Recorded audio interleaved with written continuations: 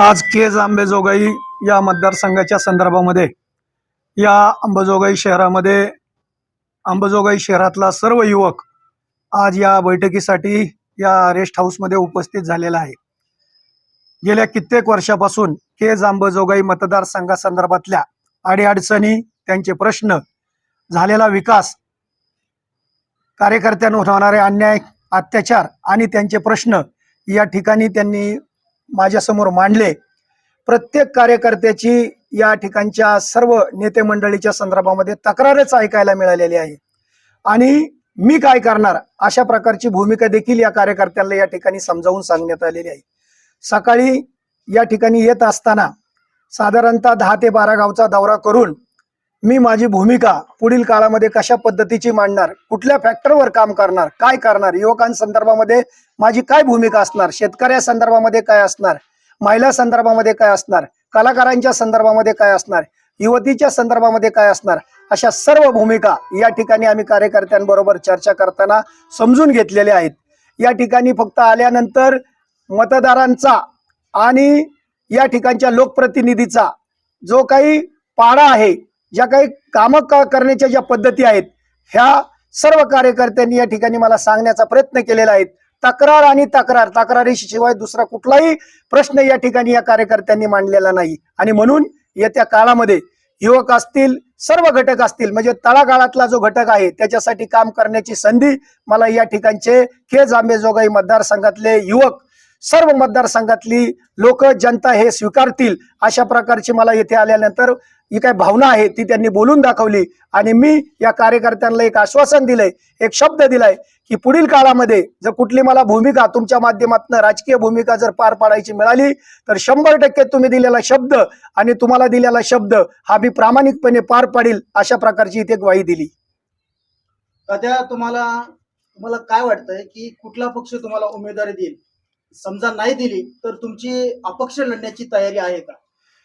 नाही, आता गेल्या 1-2 महिन्यापासून मी केज अंबेजोगाई मतदारसंघामध्ये फिरतोय, तर त्यावेळेस आम्ही बजरंग बाप्पा सोनवणे यांचं लोकसभेमध्ये काम केलेलं आहे। माझी स्वतःची संघटना बहुजन विकास परिषद जी संघटना आहे, बजरंग बाप्पाला तिकीट मिळायच्या अगोदरच आम्ही आमचा पाठिंबा दर्शवलेला आहे। आम्ही फुले शाहू आंबेडकरांचे विचार मांडणारा वर्ग आहे आणि फुले शाहू आंबेडकरांच्या विचारावर चालणारा रमेश तात्या गालफाडे आहे, म्हणून पुरोगामी विचाराला रमेश तात्या कधीही स्वीकारणार आहे। म्हणून मी आता शरदचंद्र पवार गटाच्या माध्यमातून तुतारी या चिन्हाची मागणी करत आहे आणि राष्ट्रवादी काँग्रेस पक्षाने मला उमेदवारी द्यावी अशा प्रकारची मी त्यांच्याकडे इच्छा व्यक्त केलेली आहे। उम्मीदवारी नहीं मिलने के बाद आपका क्या स्टैंड रहेगा? नहीं, उम्मीदवारी नहीं मिलने के बाद अभी मैं पूरे गांव में केज और अंबेजोगाई में घूम रहा है। मैं युवकों का जो कुछ बातचीत होते तो सभी के साथ में बैठक लेके भाई अगले अगर टिकट नहीं मिलता है तो क्या भूमिका लेने का, ये मैं मेरे कार्यकर्ते के साथ बातचीत करने के बाद मेरा डिसीजन मैं दे दूंगा। तात्या, तुम्ही वेळोवेळी केज मध्ये बऱ्यापैकी कार्यक्रम घेतात, केजकरांचा प्रचंड प्रतिसाद आहे, पण अंबेजोगाईकरांचे तुम्ही प्रश्न जाणून घेतलेत का? अंबेजोगाईमध्ये असे मेळावे किंवा कार्यक्रम कधी लावणार? आजच मी अंबेजोगाई शहरामध्ये आल्यानंतर अतिशय उत्साहामध्ये, आनंदाच्या वातावरणामध्ये माझं स्वागत झालं।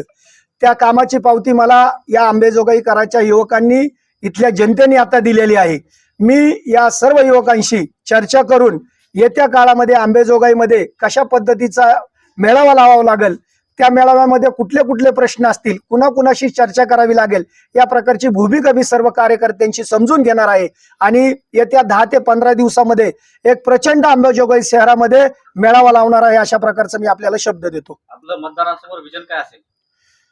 आता मतदारासमोर माझं पहिल्यांदा असं विजन आहे की मी फिरत असताना मला या ठिकाणचा जो युवक आहे तो प्रचंड असा बेकारीच्या अवस्थेमध्ये जीवन जगतोय। कुठल्याही प्रकारचं आज फिरत असताना असंख्य प्रकारचे जे युवक आहेत ते नोकरीच्या संदर्भामध्ये वनवन भटकत आहेत। बऱ्याचशा कार्यकर्त्यांशी चर्चा झाल्यानंतर असं लक्षात आलंय की येथे ITI म्हणा किंवा एखादा मोठा उद्योगधंदा म्हणा किंवा एखादं प्रोसेसिंग युनिट टाकणं गरजेचं होतं, परंतु इथल्या राज्यकर्त्यांनी, इथल्या कुठल्याही कार्यकर्त्याचं किंवा युवकांचं विचार मनामध्ये घेतलेला नाही। सातत्याने आपल्या पाठीमागे फिरलं पाहिजे, मतदान केलं पाहिजे आणि आपल्याला निवडून आणलं पाहिजे, बाकी युवकाचं काही देणं घेणं नाही अशा प्रकारची या कार्यकर्त्यांनी इथं आल्यानंतर भूमिका सांगितली।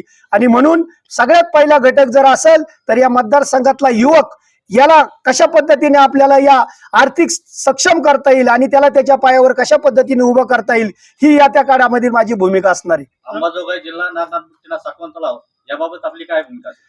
मी गेल्या 8 दिवसापूर्वी या कोरडेवाडी असेल, या ठिकाणचा तलाव असेल, इथे तर मी पहिल्यांदाच आलोय, आपल्याला आत्ताच सांगितलंय, परंतु कोरडेवाडीच्या तलावाच्या ज्या आता राठोड म्हणून भगिनी आहेत त्या उपोषणाला बसलेल्या आहेत, त्या ठिकाणी जाऊन मी त्यांच्याशी चर्चा केली, कशा पद्धतीच्या तलावाचं काम करता येईल. तिथल्या संबंधित देशपांडे म्हणून तहसीलदार आहेत केजचे, त्यांच्याशी दूरध्वनीवरनं बोललो आणि हा प्रश्न कशा पद्धतीने सोडवता येईल अशा प्रकारची मी त्यांच्याशी चर्चा केली. त्या शिष्टमंडळाशी जाऊन मी बोललो, त्यांची भूमिका समजून घेतली.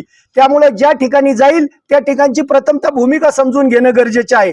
खरं तर हा प्रश्न इथल्या लोकप्रतिनिधी सोडवणं गरजेचं होतं. माझ्यासारखा सर्वसामान्य कार्यकर्ता आज या ठिकाणी आल्यानंतर आपण प्रश्नाची सरबत्ती करत आहात, परंतु मी तुम्हाला सर्व चॅनलला आणि इलेक्ट्रॉनिक चॅनलला सांगू इच्छितो की ह्या प्रश्नाची सोडवणूक इथल्या लोकप्रतिनिधींनी करणं गरजेचं होतं. परंतु मी आपल्याला शब्द देतो की येत्या काळामध्ये जर राजकीय भूमिका मला पदरात पडली तर 100% इथल्या प्रत्येक गोष्टीवर मी काम करण्याचा प्रयत्न करीन.